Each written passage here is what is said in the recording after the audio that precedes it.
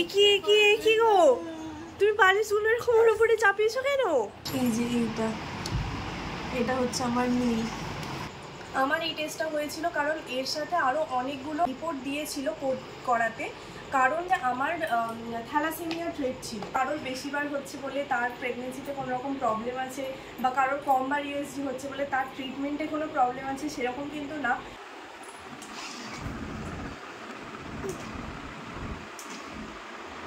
তুমি ছেড়ে দাও, তুমি ভেঙে ফেলবে গাড়ি ছেলের।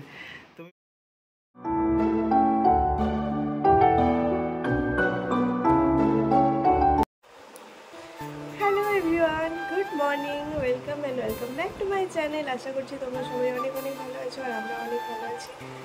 তো সকাল সকাল এই যে আমাদের নীল পাপার এক জায়গায় একদম স্থির থাকতে চাইছে না, বলে বলে শুধু এদিক ওদিক ঘুরবে আর নাচানাচি করছে। ওকে যদি রেখে একবার বলছি যে বস, আমি তোর খাবারটা আনি, কিছুতেই বসবে না, আমার সাথে সাথেই ঘুরতে হবে, শুধু বেরো করতে হবে। পাপা কি দেখছো, কি আছে ওদিকে?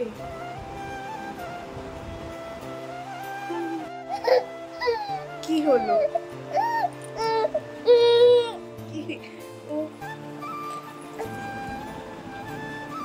ব্যাস সব ঠিক হয়ে গেল, আর কোনো কান্না নেই। আপনি কোথা থেকে এসেছেন? আমেরিকা থেকে। ওহো, আমেরিকা বানানটা একটু বলুন না। না, গোয়া থেকে। আমি আরেকটা জুতো খুঁজে পাইনি। খোঁজ পেয়ে যাবি, ঠিক মন থেকে খুঁজলে সব পাওয়া যায়। কোকো, সকালবেলা কি খেয়েছিস কোকো? এ বাবা, কেন? গরম পড়েছে? গরম পড়ে না, দুধ হাওয়া হয়ে গেছে, দুধ নেই। গরমে হাঁসফাঁস হচ্ছে কোকো?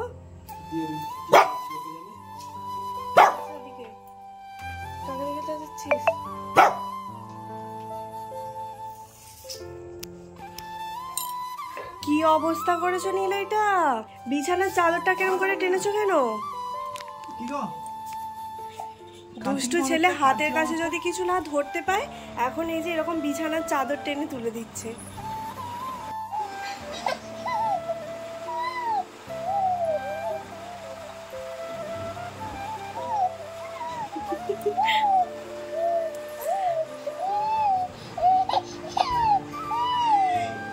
ওর মাথায় হাত দিলে কেমন বিরক্ত লাগছে দেখো।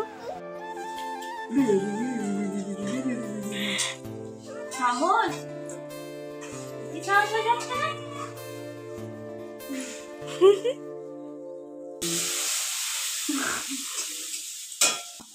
বাপু, আমারই ভয় লাগছে। খাই না আর নটা খাই না।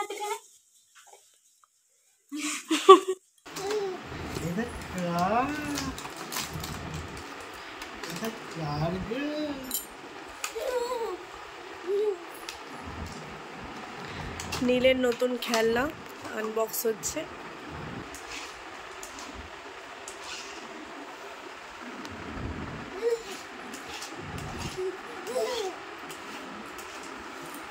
ধরেছে।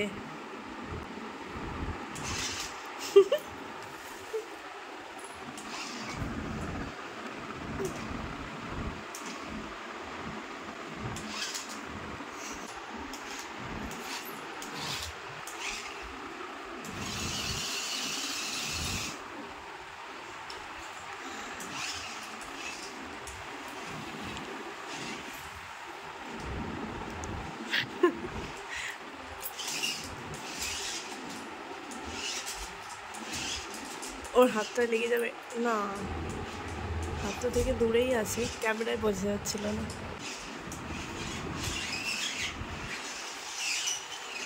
ওর কেন ভয় নেই মনে একটু, যেটা কি হচ্ছে আমার লেগে যাবে? ঠিক আছে, লাগাটা না হয় বোঝে না, কিন্তু ওটা জিনিসটা তো নড়ছে, ও তো ভয় পেতে পারে। পছন্দ নীল? খেলনাটা পছন্দ না? বাবাকে বলবো ফেরত দিয়ে আসতে। ও শোনো, এই যে এইখানে হচ্ছে যে রিমোটে কন্ট্রোল হচ্ছে,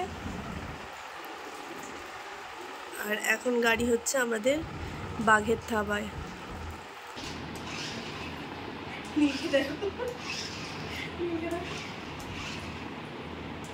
ওকে দেখো না, ওকে এখন এদিক করতে ওদিক করছে।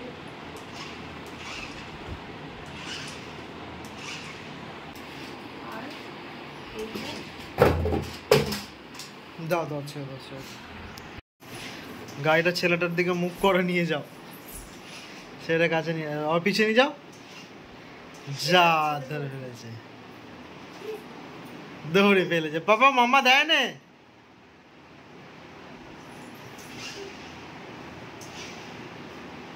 এ বাবা, দেয়নি, একজনকে দিচ্ছে না। মাম্মাকে বলো তুমি ছেড়ে দাও, তুমি ভেঙে ফেলবে গাড়ি ছেলের, তুমি ভাঙলে অসুবিধা আছে, ছেলেটা ভাঙলে তাও ঠিক আছে। ঠিক আছে বাবা, যাও, তোমার খেয়ালটা আমি বাদ দেবো না, ছেলেকে কিনে দিয়ে দাও। একি গো, তুমি বাড়ির চুলের খবর উপরে চাপিয়েছো কেন? এ মা, ওর বাবার কাছে দায়িত্ব দিয়ে গেছি ছেলের। কি অবস্থা, পাপা বাড়ি চুলে নামা ওর উপর থেকে। আমি এই যে নীলের বেদানার রস করতে গেছি, আর এখানে ওর পাপাকে বলে গেছি একে একটু দেখো। আর ছেলেও দিব্যি হাসছে, বদমাস। পারলে এক্ষুনি উঠে পড়বে। আবার চাপা দিয়ে দেবো আমি। বলো না পাপা, লাগবে। তো এইমাত্র পড়িয়ে ছুটি দিয়ে এলাম, আর এখন আমি আর আমাদের নীলছলা গল্প করছি। আর আজকে আমি কিছু পুরনো জিনিস ঘাঁটতে ঘাঁটতে কয়টা জিনিস খুঁজে পেয়েছি, মানে ওই প্রেগনেন্সি রিলেটেড আর কি। তো সেইটা ভাবছি তোমাদের সাথে শেয়ার করব, কিন্তু এখন না, একটু পরে। তো ভিডিওটা কিন্তু দেখতে থেকো।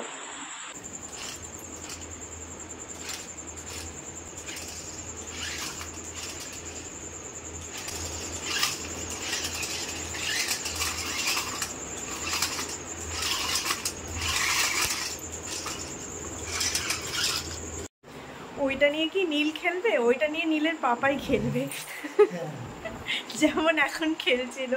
ও বলছে দেখি রুবুকে ভয় দেখিয়ে দেখি, আর সত্যি তো বেচারা ভয় পেয়ে যাচ্ছে, ভাবছে কি হচ্ছে, ওটা কি হচ্ছে। যেই ওর খাঁচাটা গিয়ে ধাক্কা মারছে, ছিটকে যাচ্ছে। ওর এখন ঘুম পেয়েছে খুব, দেখো না, ছেড়ে দাও। নীল একটু আগেই ঘুমিয়ে পড়লো, তো একেবারে খেয়ে দিয়ে ঘুমালেই ভালো হতো, কিন্তু ওর এতটাই জোরে ঘুম পেয়েছিল যে ও কিন্তু আর জেগে থাকতেই পারছিল না। মানে ওকে ঘুম পাড়াতে হয়নি, নিজে নিজেই চোখ বন্ধ করে ঘুমিয়ে পড়লো। কি হয়েছে, কি তোর দুর্বল শরীর?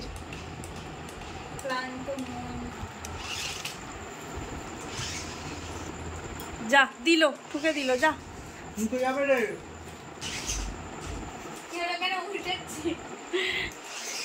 কি খবর?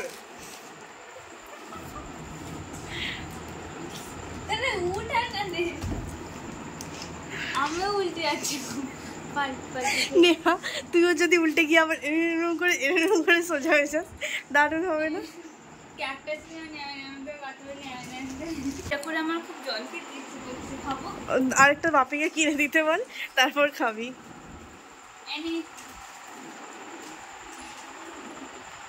তুমি কি খাচ্ছ গো এখানে? শুধু খেয়েই যাচ্ছে, ভুঁড়িটা বেরিয়ে যাচ্ছে। আমি সবকা বাটা খাবো, দুটো দিন আরে। তোমরা শুনলে, ও নিজের মুখে বললো কিন্তু যে ও সোয়া পোকা ভাজা খাবে। মারবি না, একটু আস্তে করে কাটা। আর পেরে পাঠাতে হবে, আবার ফিরে নিয়ে গাড়ি তো। ওইটা গাড়িতে করে ওকে পাঠাতে, জিনিসটাই রয়ে গেল, গাড়িটাই চলে গেল। তোমাদেরকে যে বলছিলাম না যে পুরোনো জিনিসপত্র ঘাঁটতে ঘাঁটতে কিছু জিনিস খুঁজে পেয়েছি, সেটা হচ্ছে, দাঁড়াও তোমাদেরকে মানে প্যাকেটটা দেখে তো বুঝতেই পারছো কি, এটা ফাঁকা। বেশিরভাগ জিনিসই ফাঁকা, বেশিরভাগ বলবো না, সব কটা রিপোর্টের যে খামগুলো হয় প্রত্যেক কটাই ফাঁকা। তার কারণ নার্সিংহোমে যখন ভর্তি হয়েছিলাম তখন এই রিপোর্টগুলো দরকার পড়েছিল, সেই রিপোর্টগুলো একটা ফাইলের মধ্যে দিয়ে ডাক্তারকে দেওয়া হয়েছিল। তো সমস্ত রিপোর্ট একটা ফাইলের মধ্যে দিয়ে ডাক্তারকে দেওয়া হয়েছিল, যার জন্য প্রত্যেকটা রিপোর্টই কিন্তু ফাঁকা। আর আমি এটাই জানতাম যে এগুলো আমার কাছে নেই, কারণ নার্সিংহোম থেকে তো বাড়ি গেছিলাম, তো ফাইল সমেত সব কিছু রিপোর্ট আমার বাড়ি বলতে বাপের বাড়ি, তো সব কিছু বাপের বাড়িতেই আছে।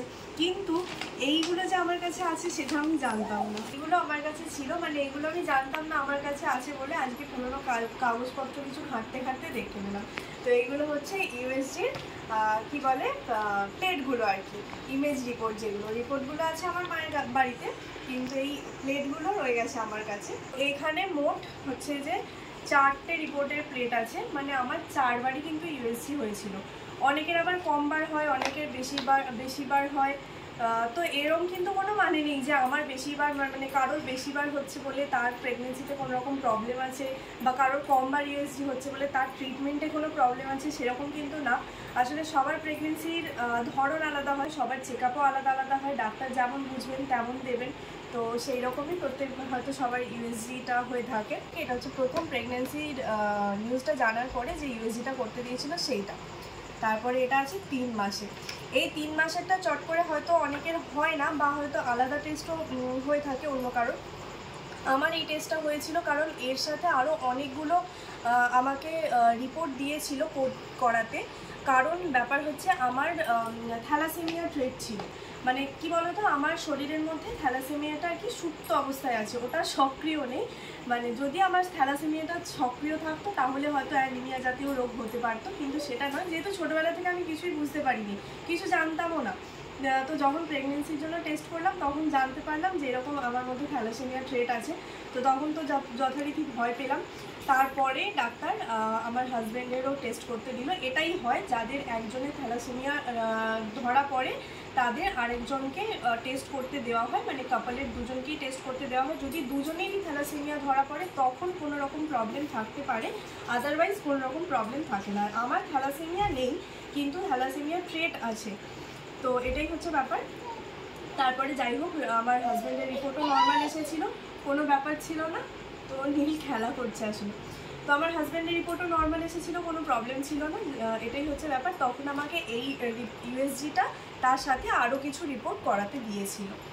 আর তারপরে এটা হচ্ছে অ্যানোমালি স্ক্যান। অ্যানোমালি স্ক্যানের একটা পুরো ভিডিও আমার চ্যানেলে আছে, তোমরা চাইলে দেখতে পারো, কিন্তু এটার পুরো ডিটেলস আমি সব কিছুই শেয়ার করেছি। ভিডিওর লিঙ্কটা আমি ডেসক্রিপশন বক্সে দিয়ে দেবো, যদি তোমরা চাও দেখতে পারো। এটা হচ্ছে অ্যানোমালি স্ক্যানের রিপোর্টটা, যেটা হয়েছিল 5 মাসে। অ্যানোমালি স্ক্যানটা মেনলি 5 মাসেই হয়ে থাকে। আর এইটা হচ্ছে সব থেকে শেষে, সেটা হচ্ছে 8 মাসে। মানে দেখো এখানে আছে 10/8, মানে 10 তারিখে আমার ইউএসজি হয়েছিল, আর 20 তারিখে আমার ডেলিভারি হয়ে গেছিলো। আমার কিন্তু ডেলিভারি টাইমে হয়নি, তার আগেই হয়ে গেছিলো। হঠাৎ করে বেবি মুভমেন্ট বন্ধ হয়ে গেছিলো, মানে সে এক আলাদাই ব্যাপার। তো যাই হোক, এই হচ্ছে ব্যাপার। আমার এই ইউএসজি মোট 4টে হয়েছিল। তো এগুলোই খুঁজে পেলাম বলে মানে একটুখানি নস্টালজিক হয়ে গেলাম। এখানে প্রথমটায় তো কিছু দেখতে পাওয়া যাচ্ছে না, কিন্তু 5 মাসেরটা, এই যে এটা প্রথমটায় যেমন শুধু একটা সেই পোস্তদানার মতো একটা ছোট্ট একটা জিনিস, এইটুকু, এই যে এটা হচ্ছে আমার নীল। তারপরে 3 মাসের বেলায় তখন এই যে মাথাটা একটু একটু বোঝা যাচ্ছে। তারপর 5 মাসের বেলায় তো সব কিছু এখানে ডিটেকশন আছে 5 মাসে। আর 6 মাসেরটা মনে হয় পজিশন দেখা ছিল। আর হ্যাঁ, আরেকটা কথা, আমাকে একজন কমেন্টে জিজ্ঞাসা করেছিল যে 3 মাসের বেলায় আমার ফেটাল হার্ট রেট কত ছিল। ওটা 128 ছিল। আমার কিন্তু প্রত্যেকটা ইউএসজিতেই বেবির ফেটাল হার্ট রেট কিন্তু 188 ছিল। তো এই হচ্ছে ব্যাপার। তো চলো, এই ছিল তাহলে আজকের ভিডিও। কেমন লাগলো অবশ্যই কমেন্টে জানিও। আর হ্যাঁ, যদি প্রেগনেন্সি রিলেটেড এই ধরনের কোনো কোয়েশ্চেন তোমাদের আর থাকে তাহলে তোমরা অবশ্যই কমেন্ট করে জিজ্ঞাসা করতে পারো। আমার যেটুকু জানা আছে আমি নিশ্চয়ই তোমাদেরকে জানাবো। তাহলে চলো, আজকের ভিডিওটা এখানেই শেষ করছি। সবাই খুব ভালো থেকো, সুস্থ থেকো। আজকের মতো টাটা।